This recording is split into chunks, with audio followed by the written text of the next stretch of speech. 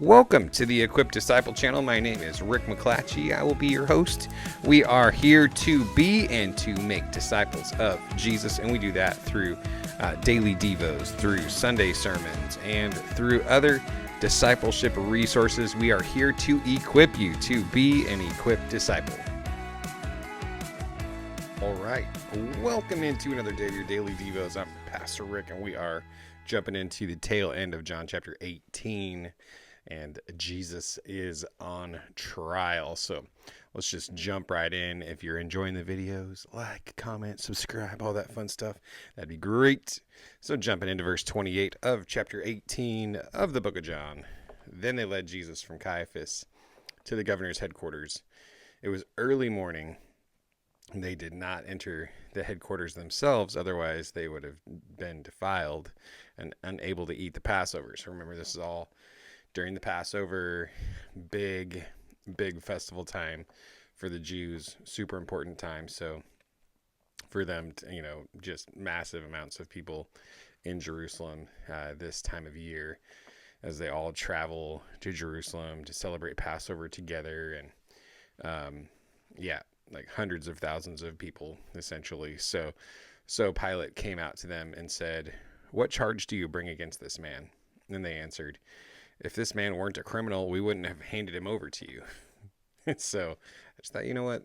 The vagueness of their accusations leads you to believe that some of them didn't actually know. They have no idea what in the world they are charging Jesus with.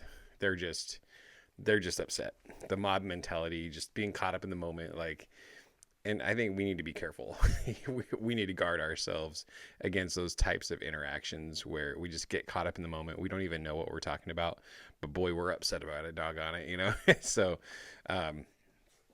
Pilate told them, "You take him and judge him according to your law. It's not legal for us to put anyone to death," the Jews declared. So they said this so that Jesus' words might be fulfilled, indicating what kind of death he was going to die. So they're like, "No, you have to judge him because we can't put him to death, and that's the only thing that's gonna satisfy us." Like they were worked up bad news bears here. They said this. Okay, so that Jesus' words might be fulfilled, indicating what kind of death he was going to die. Then Pilate went back into the headquarters, summoned Jesus, and said to him, "Are you the king of the Jews?"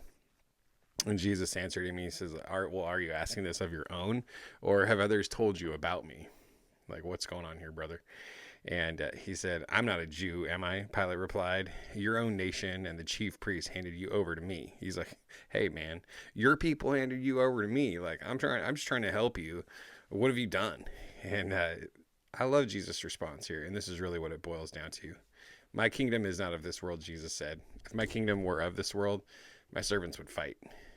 And so that I wouldn't be handed over to the Jews, but as it is, my kingdom is not from here." It's not from here. "You are a king then?" Pilate asked, because he keeps talking about a kingdom, my kingdom, my kingdom. "So you're a king then?" Pilate asked. "You say that I'm a king," Jesus replied. "I was born for this, and I have come into the world for this, to testify to the truth. Everyone who's of the truth listens to my voice." And then we'll get to that in a second. Jesus' kingdom is not of this world. Something many of them didn't understand. And I think if we're honest, sometimes we struggle with the same thing. Like, Jesus' kingdom is not of this world, but how many know we try to cram every single thing that's in the Bible to mean something for today, to mean something for this world, this earthly thing that we're all a part of. And so I think sometimes we get sucked into the same trap that many of these people were sucked into, is that what Jesus was doing and what he was trying to accomplish was making no sense to them. And so they were fighting for the wrong things, and they were protecting the wrong things. They were fighting for Jesus to be crucified. They were protecting their old religious traditions and ways and practices, not understanding what all of those religious practices actually stood for, what they actually represented, what they were supposed to point your mind and your heart to. Like they were a part of a system that was meant to be a type and a shadow of Jesus himself. But because they misunderstood the purpose of it all, they missed the fulfillment of the word. They missed the fulfillment of all of the types and shadows they had been a part of for years. So this whole understanding that Jesus' kingdom is not of this world, that it's something other than this world, is so critical for us to keep in the forefront of our minds so we don't get our priorities messed up, so we don't aim for the wrong target, and so that we're willing to give up things that need to be given up, and we're willing to accept things that need to be accepted. I love Pilate comes back and he's like, what is truth? Said Pilate, getting all philosophical on us. After he had said this, he went out to the Jews again and told them, I find no grounds for charging him. So even Pilate himself could not find anything to charge Jesus with after his investigation. You have a custom that I release one prisoner to you at the Passover, so do you want me to release to you the King of the Jews? And they shouted back, not this man, but Barabbas. Now, Barabbas was a revolutionary. He was a criminal. He was a bad dude. He was a bad dude. And so Pilate's asking this big philosophical question, what is truth? And yet the truth was standing right in front of him. And that's the craziest thing.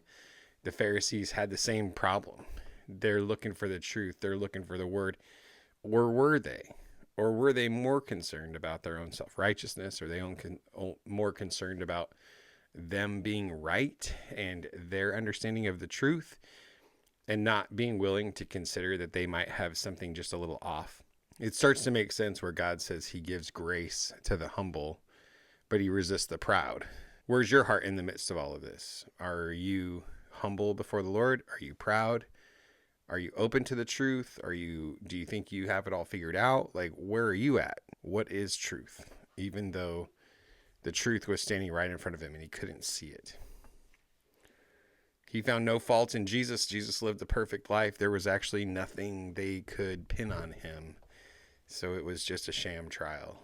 It's really easy to stand back and have what I like to call chronological snobbery, where because we're past that and we can look back on their whole scenario. We can read the beginning of the story, the middle of the story, the end of the story, and we can see how it all played out. If we were in the same situation, would we have done the exact same thing? And what does it mean to choose Barabbas, and why did they choose Barabbas? I just think that, man, our sin and our pride, when it gets involved like this, man, we choose dumb things instead of Jesus. So think today about something where you've chosen Barabbas over Jesus, where you have chosen to release Barabbas in your life, revolutionary, rule breaker, rebellion guy, rather than letting Jesus be free to run his reign of your life. And so I just like you to think today about choosing Barabbas over Jesus. And if there are any times or places or, areas of your life where you've chosen some form of Barabbas over choosing Jesus, and you have, basically taken Jesus off the throne and put Barabbas up there. And maybe it's yourself, like in some senses, if you were going to turn Barabbas into like a little bit of a picture or an allegory, he'd be a picture of that rebellion, that self-exaltation, that my way is better than God's way. It just shows you human nature. When we choose what we want, we choose the desperately wrong thing. And so let's choose Jesus today. Amen. Let's choose Jesus today. Let's stop the craziness. Let's step back from that mob mentality. Let's not get caught up in the moment, but let's recognize that Jesus is the way, the truth, and the life. And he's standing right in front of you, and he's offering himself to you to come and be the Lord of your life, to come and receive your surrender so that he can help direct your life in the path that you should go and I should go. So let's choose Jesus. Amen. God bless you. Have a great day. I'll see you tomorrow.